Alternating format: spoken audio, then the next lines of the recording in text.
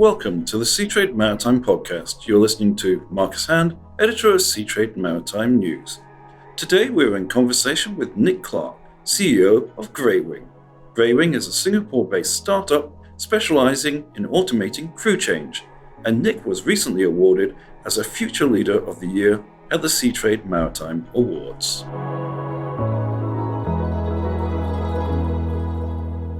Nick, welcome to the Seatrade Maritime Podcast. Hi, Marcus. Good to see you, and I'm delighted to be on. A lot of stuff with Greywing. Started off with Seatrade Maritime, and that was a couple of YouTube videos back in 2020. So I'm delighted to be able to connect and catch up on what's happened since then. Yeah, no, it's great you were able to take the time to talk to us and our listeners. And I'm going to start off, if you could tell our listeners briefly about Greywing. Greywing is a digital platform, and we optimize anything that gets on or off a vessel. Right now, we're focused on crew changes. And basically what that means is we work for ship owner operators and ship managers. We plug into their voyage management system. We plug into their crewing software. We plug into their port agents and their travel agents, and we give them a single interface where they can plan and execute a crew change in as little as a minute. Digitization from a specific crew change perspective. I understand that this is a crew change solution, but when I first met you a few years ago, back in 2019, Greywing was actually targeting maritime security provision, I remember. So can you explain how the company started out? Yeah, it's a really interesting question because we've come quite a long way and in a largely different direction to how we started. So I had a maritime security company that I started in 2011, and the market started to commoditize. And I thought, I should really try and get into the digital spaces. Those businesses seem to be doing much better. So I moved to Singapore. I attended a startup incubator called Entrepreneur First, and there I met my co-founder, Rishi Olakul, who's awesome on the technology side. And we thought to ourselves, why don't we build a maritime security platform that helps customers access maritime security resources in the Gulf of Guinea, around West Africa, and also in the Indian Ocean. And so we started off on that model. And we built this platform where you could source a maritime security team or a maritime security vessel. And as part of that, we also pulled in piracy intelligence. So you can plot the route of your vessel and understand, okay, where are the risk areas? What are the latest piracy attacks being? So I suppose I was really looking at it from the perspective of my old business saying, okay, this is a traditional business. We're sending guys out, we're doing security, we're using telephone, email. How do we take that and pull it onto a digital platform? And really, I suppose, kind of cannibalize that business model of security from that perspective. So we did that, and we kind of got it to market. We got a few customers moving through it, and, it was kind of beginning to pick up. But then in February of 2020, I was calling round, as I did, on the sales side of things, talking to company security officers. And I spoke to this chap at Bernard Schulte, and, I said to him, we had a chat about the Gulf of Guinea and, what they might have coming up. And at the end of the call, I said, that classic sales question that they teach you, but you always forget. I said, are you guys experiencing any other problems? And what this guy said was, he said, well, actually, the crewing team are really struggling to get people on and off vessels. We've had people trapped on vessels for a certain period of time, and it's kind of a bit concerning, but we're hoping that it's all going to be sorted out and they'll be moving again by about April. That was pretty interesting, I think, from my perspective, because COVID was really just beginning to come into force. When I traveled back from the UK earlier that year, I wore a mask on the flight. I was the only person. And then, of course, a few months later, everyone was wearing masks. And I had a chat to my co-founder about this, Rishi, and I said, it's a really odd thing because I cannot see this getting any better by April. And what does that mean if it doesn't? So we agreed, okay, why don't we, we just keep doing his normal thing, but why don't I take 48 hours or a couple of days and reach out to as many, customers and their crew managers and people that we knew in the industry to speak to the crew managers to try and understand what was actually happening. And so I must have spoken to about 10 or 15 different crew managers at different organizations, got on the phone with them, and they all had the same problem. And the common theme was across the industry was that they'd started to experience problems around crew changes in early December. They hadn't been able to change many of their crew, and crew changes were beginning to fail with aircraft getting turned around in midair or visas getting cancelled. And they were really struggling, but they had this sense that things were going to be better by April. So I went back to Rishi, had a sit down with him and said, well, this is what I'm hearing from the market. What do you think? And so we had another chat about it and we thought, well, maybe there's something that we can do to help. What Rishi did was he said, well, actually, I can look at all of the port state restrictions around the world where we can actually, pull that data in on where crew changes are possible and where they're not. And I could actually plug that into the platform. So we could pull out the piracy intelligence.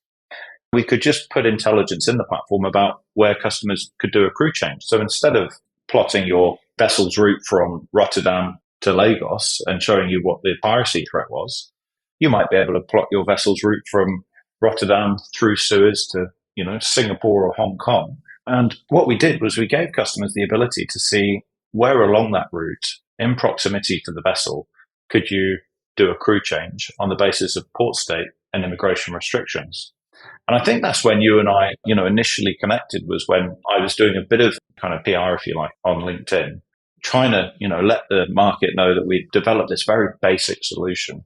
We sat down, we did that podcast, and a little while after that, one of the kind of top 5 ship management companies got in touch and, they were really interested. This was a big problem for them. It was just getting worse. I mean, the problem was quite bad when we initially started in February. But by the time we started talking to them in April, it was really serious. Everyone was over contract and they're having all these cancelled crew changes.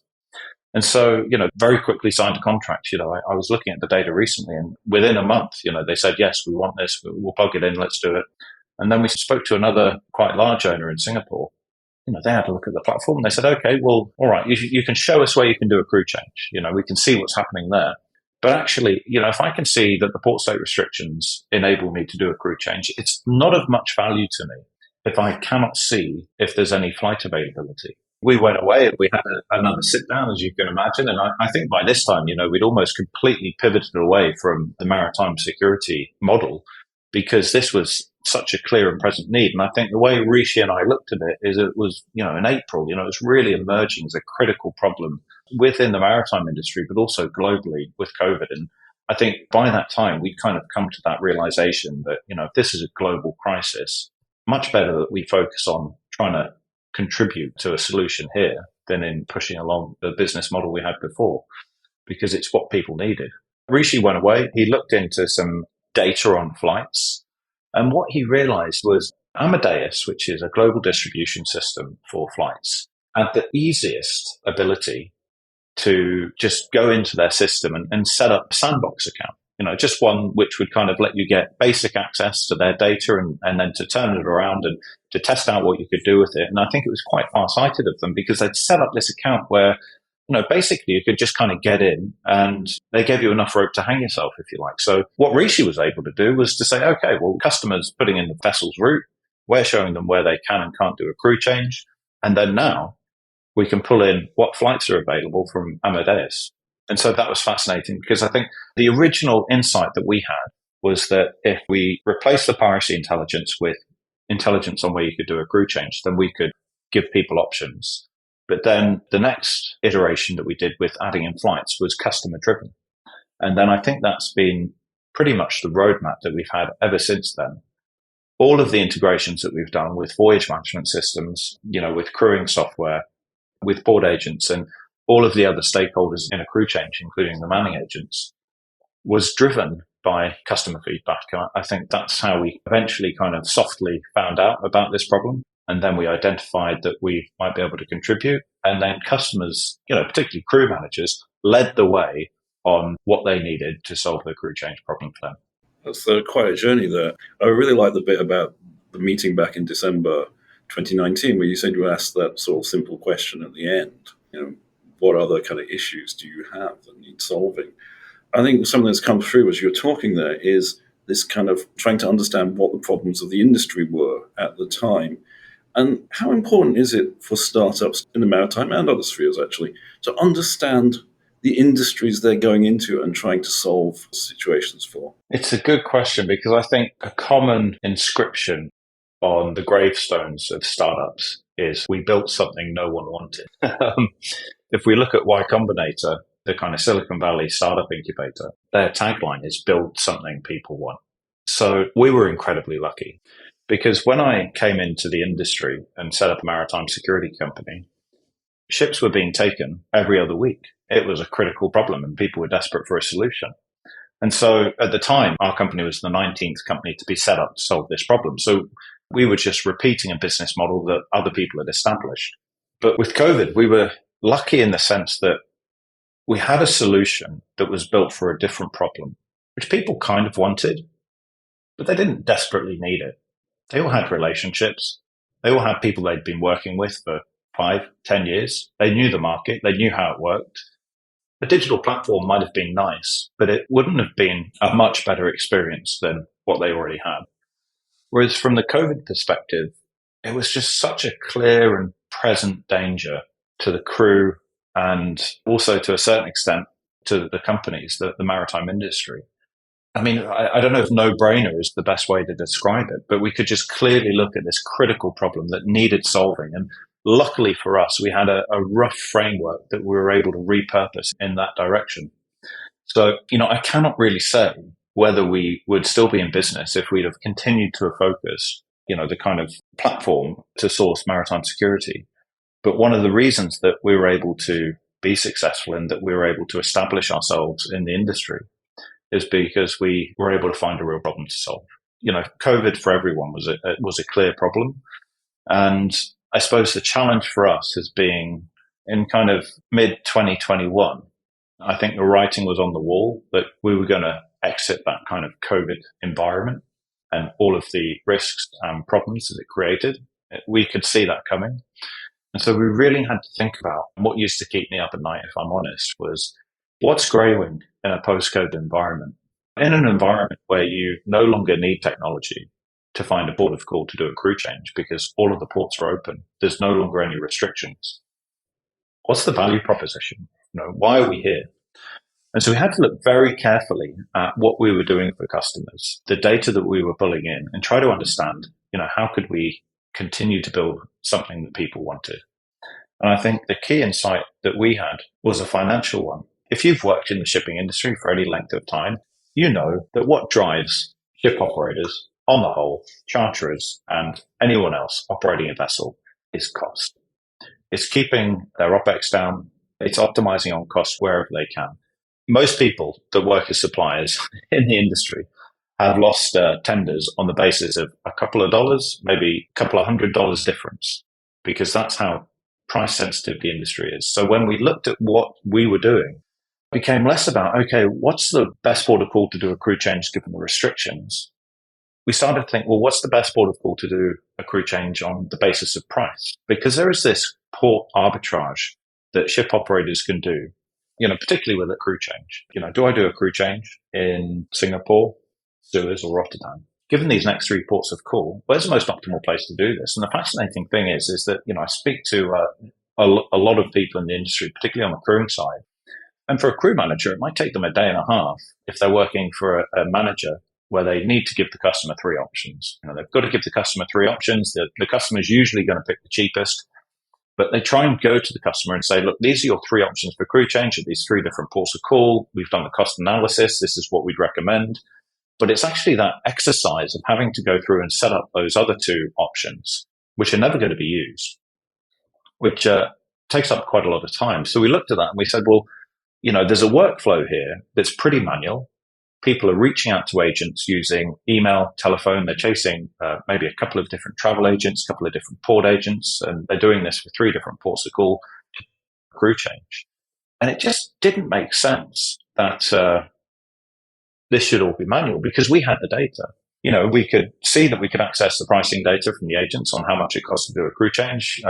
We'd already plugged into the flight data, so we were pulling data from our customers, travel management companies, on the specific flights and the specific deals that they had with that company.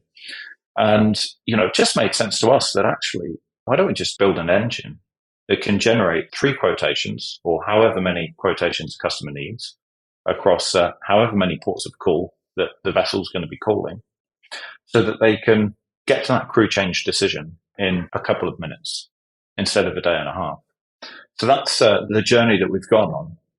I think initially we gave them a good indication. We gave them the indication about the agency pricing, the flight prices, that was pretty good. But the fascinating thing is that, as you talk to people who are normally at the kind of the top of the industry, they are hyper focused, not just on what are the agency costs, what are the flight costs. They're thinking about, how much am I paying the crew? How much are my hotel bills? What am I paying for food? What's the land travel going to cost me?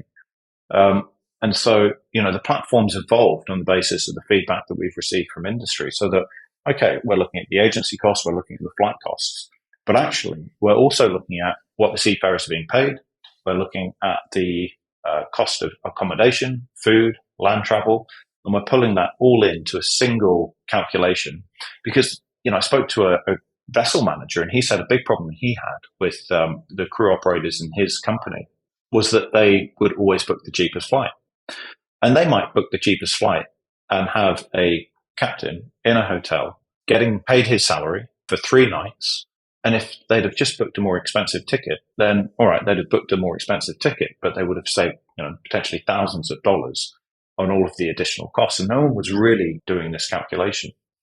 Again, we're just led by solving the problems that crew operators and, the customers that we work with have. So we pull that all into a single platform, single calculation, and you can instantly see, okay, where's my best location to do a crew change on the basis of flights, agency, seafarer wages, accommodation, food, land travel, all of those items. And I think that's the level of accuracy that customers want. So that's been pretty exciting because, again, we didn't know this. We'd have had this conversation maybe in, I think, June. Then this wasn't a strong demand from industry, but when we released version 2 in June, we took it to market. We got some really clear feedback from, some of the largest players in the industry that this is great, but you need to go further. And then they gave us the roadmap to get there. I think something that really seems to come through as you're talking there is this kind of adaptability.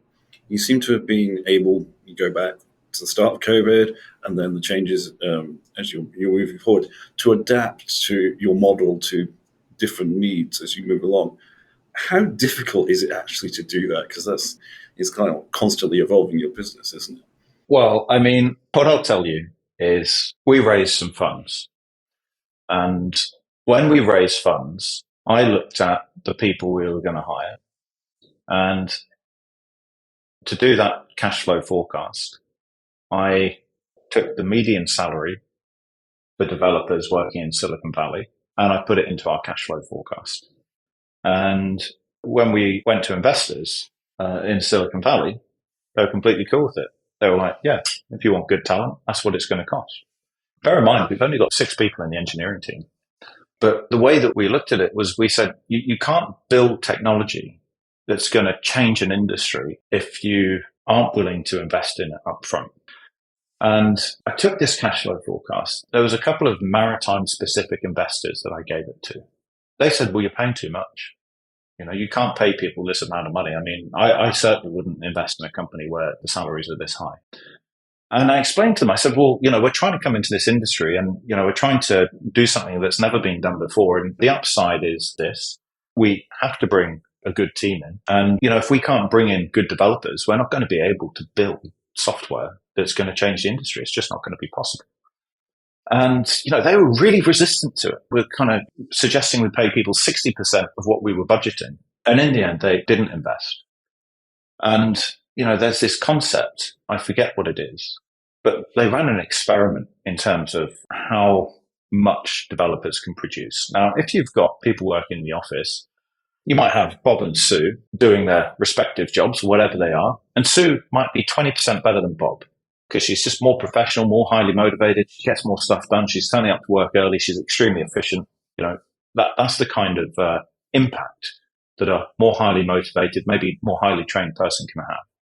But within software development, the difference is exponential.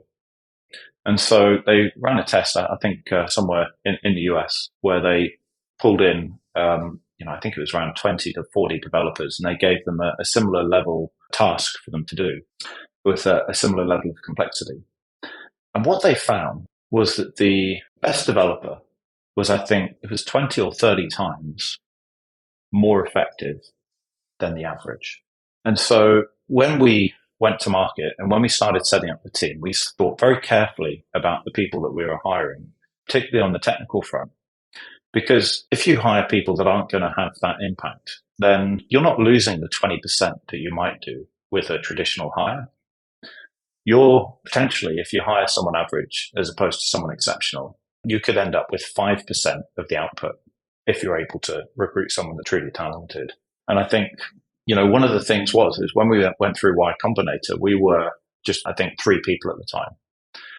And a lot of companies in Y Combinator were 10, 20, 30 people. They had all this money. They'd hired all these people. And when we came out of Y Combinator, we said, okay, we want to hire as slowly as possible, but we want to make sure that we get the right people.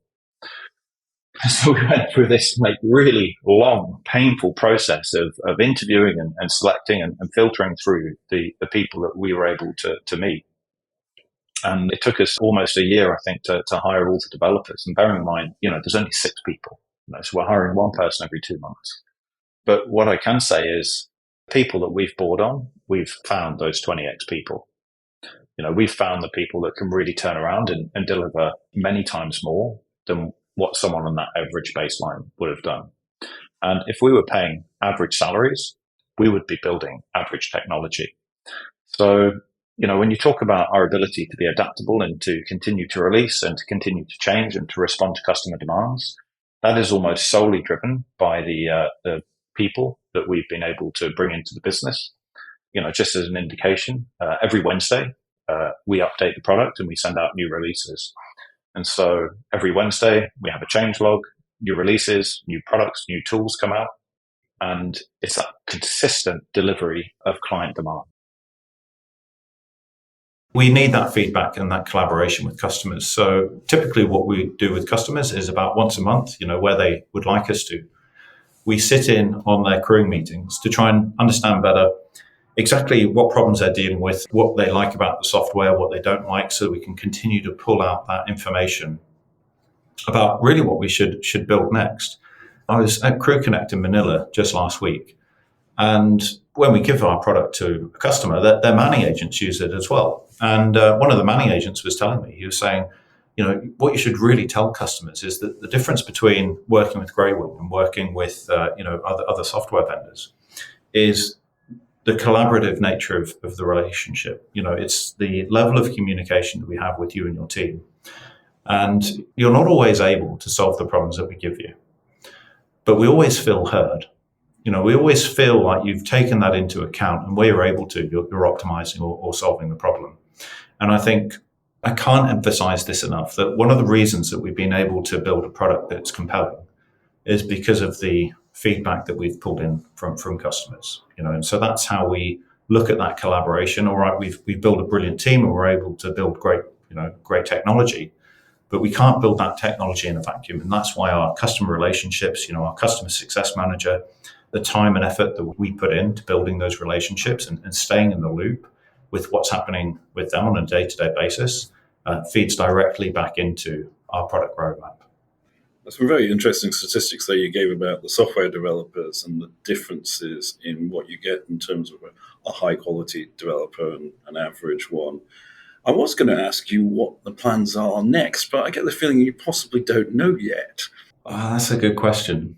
Right now, Greywing is the market-leading only platform for crew changes to optimize and execute a crew change within 60 seconds, if you so wish. But actually, we've just signed a contract with a customer that we'll be announcing next year. And what they've asked us to do is to apply our experience and understanding of crewing to crew matrix planning. So what they're looking at is they're a chemical tanker operator.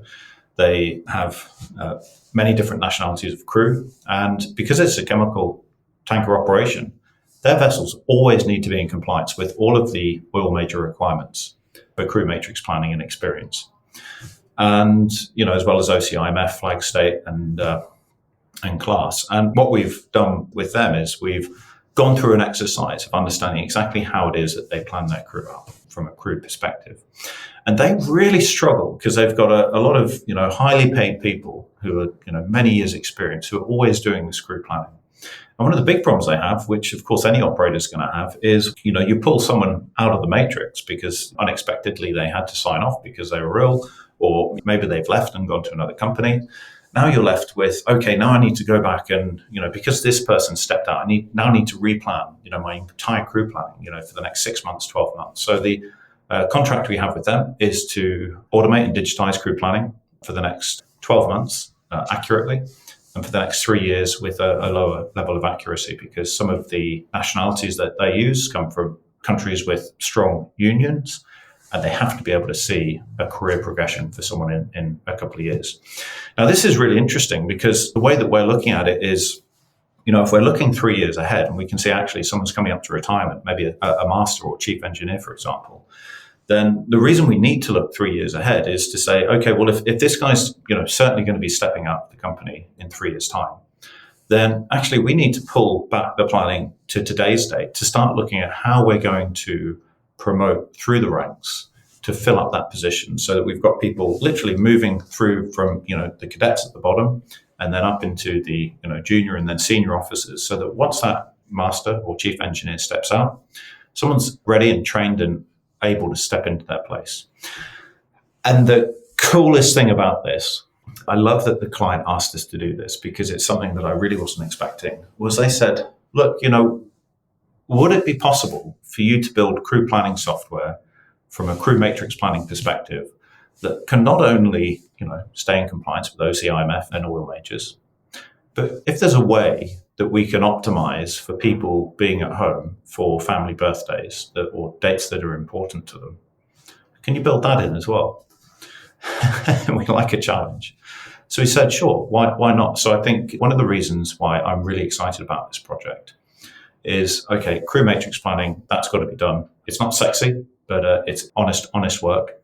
But the idea that we could build an algorithm that would be adopted by this company and hopefully by the industry at large, not only enhances their ability to stay compliant with oil major requirements and to always ensure that they're open for business and they never lose a charter because they've been unable to meet their crew matrix planning requirements, but also to make sure that their crew get home for those important dates with their loved ones, is something I'm really excited about. I think that's it's nice to have a business. It's nice to sell a product, but if you can do something that's going to have a positive impact on seafarers' lives at no cost to the company and still delivering that optimization they're looking for, that's something that's really cool. And all right, we get out of bed for the paycheck, but this is one of the reasons why at Greywing we're also excited to get to work.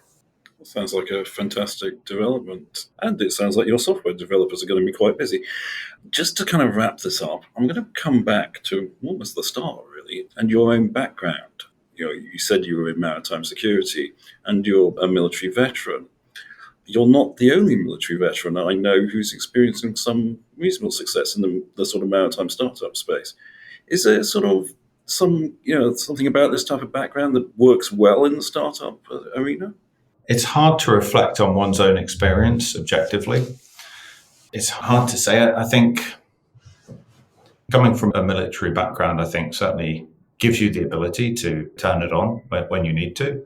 I see plenty of talented, smart, intelligent, highly motivated people, more so than I am, who come from a non-military background. So I think I can't solely say that that's the driver.